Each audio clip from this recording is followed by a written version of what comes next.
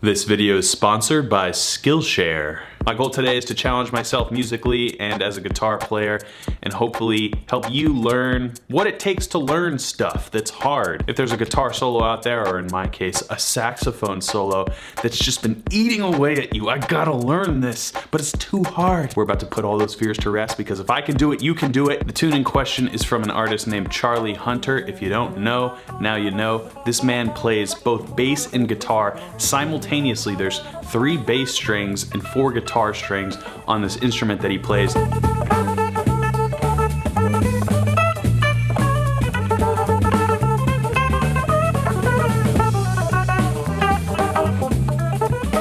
So while we'll be focusing obviously on the saxophone solo by Dave Ellis, the Charlie Hunter effect of his bass playing and guitar playing on this track will dictate why this saxophone solo is so cool. And the reason I want to challenge myself in this way by learning a sax solo is learning horn parts on guitar is one of the most gymnastic, acrobatic things you can do for your fingers. And as well, the mental side, your tendencies are completely destroyed because the way a saxophone player approaches a melodic line is just completely backwards to a guitar player's approach most of the time. Anything from the note choices to the interval jumps to the phrasing, it's a completely different world than you're used to if you're just sitting down to learn an AC/DC solo, for example, where you can kind of find those built-in blues licks that you've been playing for years. I have to rely completely on my ear and on sheer tenacity and will. So without further ado, let's get to it. Charlie Hunter Trio, Greasy Granny. We're gonna learn Dave Ellis's saxophone solo. Most of it. All right, start at the beginning.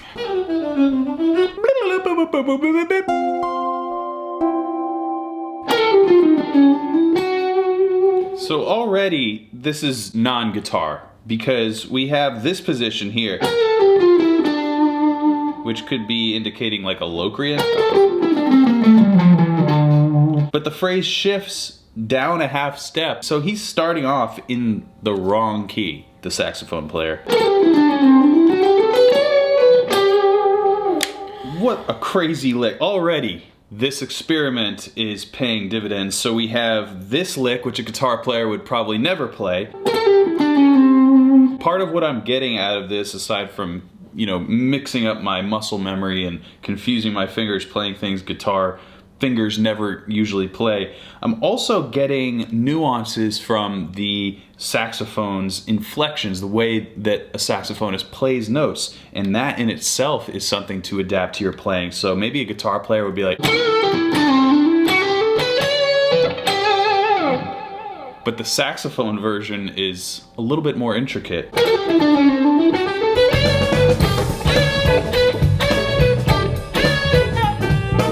Okay, what the hell was that note?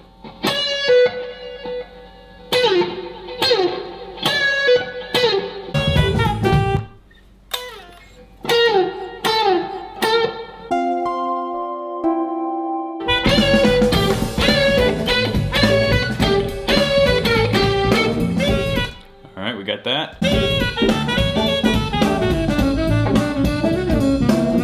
Wow, what have I gotten myself into?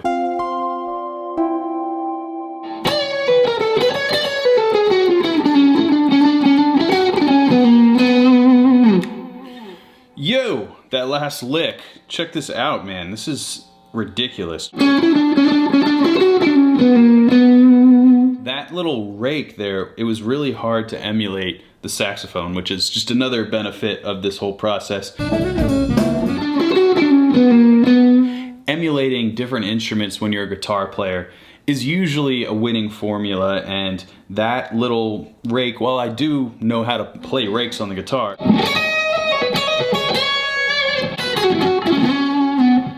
that's how I would probably play rakes. I wouldn't have thought to put this one little baby rake in a long chromatic phrase. So it's just a wonderful thing for my guitar playing that's going on right now. I highly recommend, maybe not this song, but any saxophone solo or just part in a song. learn it on guitar. This is already pretty fun.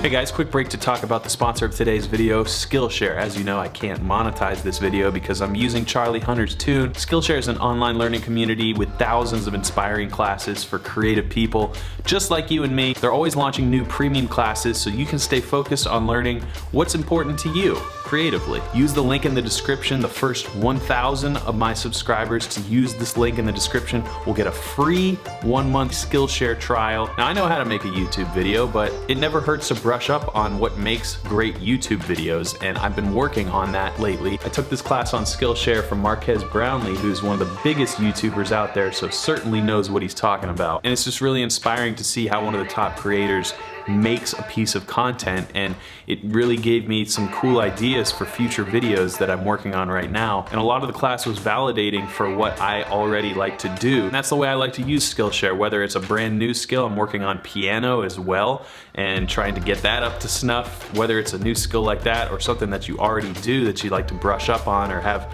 new creative inspiration for. Skillshare is a wonderful platform to do that. So use the link in the description. The first 1,000 of my subscribers to use this link in the description will get a free 1-month Skillshare trial so you can start exploring whatever creative topics that interest you. Thanks to Skillshare for sponsoring this video. Now, back to the sax solo. All right, so full disclosure, this isn't like learning guitar, so I don't feel bad about slowing down some of these. If nothing else, because I want to get these notes right, and it is kind of hard to hear some of these notes because they go so fast and they're just not normal guitar lines, so it's hard for me to like pick them up based on context I already have as a guitar player. Anyway, that's my justification for slowing this down, and it actually sounds really cool and could be a good way to break down some of the music theory that's going on in some of these ridiculous saxophone licks. So check this lick out here, slowed down.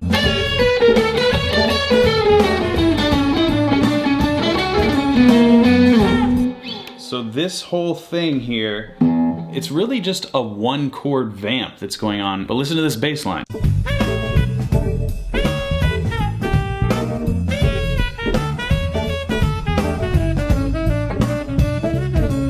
I don't even know what that was. Like, I can't, he's walking something up. It feels like it could be a 1-4 progression, but he's avoiding the root so much. It's really just amazing next level stuff going on during this solo section. Really the bass line is what adds so much to this saxophone solo. I mean, the thing is in E,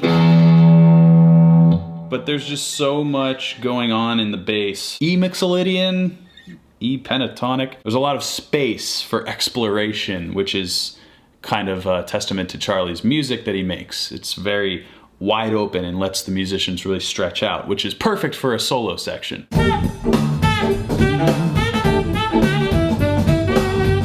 Oh, that sounds like some guitar stuff.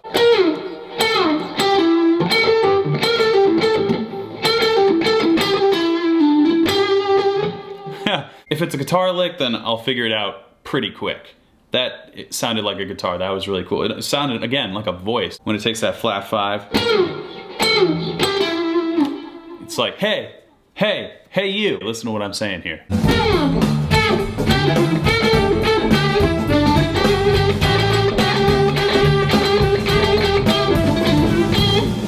Oh, messed up that ending a little bit.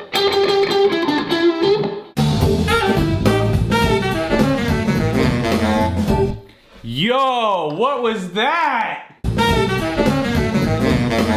Whoa! Oh, I can't wait to learn this thing.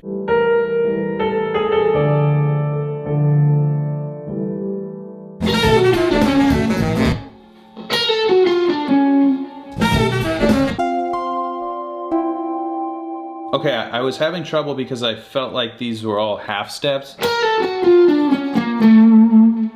But again, I am blown away by this lick and the choice, the interval choice. So it turns out I had this note wrong. This is a half step down. And this note is this note. So I was a little off on that one. I'm glad I slowed it down. Okay, how the hell am I supposed to play this? And that's coming out of this phrase.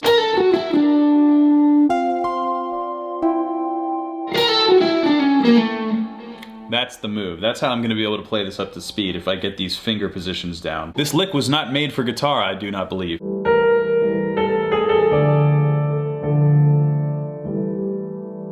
But then here's where I actually do have to play something different than what the sax does, because he goes below an octave that I don't have, and so I'm gonna have to sort of raise part of this lick up an octave in order to get that low note that he ends the phrase with. So here's where I need to figure out a little bit of transposition. Here's the note I'm talking about, right there. So the phrase stops, the next part goes, so I'm gonna have to change these notes up an octave. So instead of this, I'm gonna change to this, and then continue the phrase down just an octave up, and hopefully I can end on we'll see. So here's what I came up with. It's actually just a diminished run, which is good news for my ears. Let's see if that matches up. Found another fingering here. We have this phrase, which I used to play like this, but now I'm playing it like this, and that sort of splits the phrase in half between this true to the original part and then this adapted part for my octave displacement.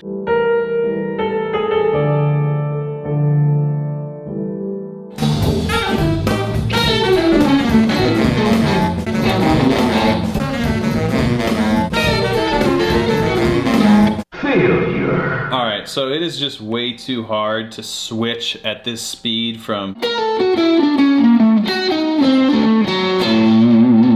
It's easier to catch this part of the diminished arpeggio rather than...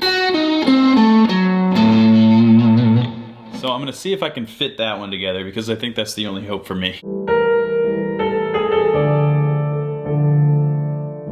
Right, update, I've made another adjustment on this lick. I'm completely abandoning the A and D strings for this segment and completely going against what I said because it's still impossible. So what I've come up with now is,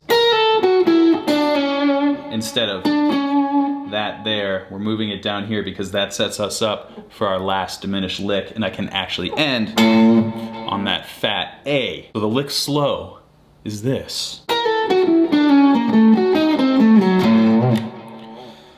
Now I gotta work that up to speed, and I think that's where I'm gonna leave it. I'm gonna learn as much more of the solo on my own as I can, and I'll put that composition at the end of this video. This has been truly instructive for myself. Hopefully you got something out of it too. A wonderful experience trying to figure out saxophone parts, or really any horn parts on a guitar, because the way that horn players play is just so backwards to how guitar players play, and that confusion of the muscle memory is so healthy for developing your chops and also just giving you new creative ideas. So I'm very glad I did this. Thanks to Skillshare for sponsoring this video. Make sure you check out the link in the description. And until next time, keep shredding.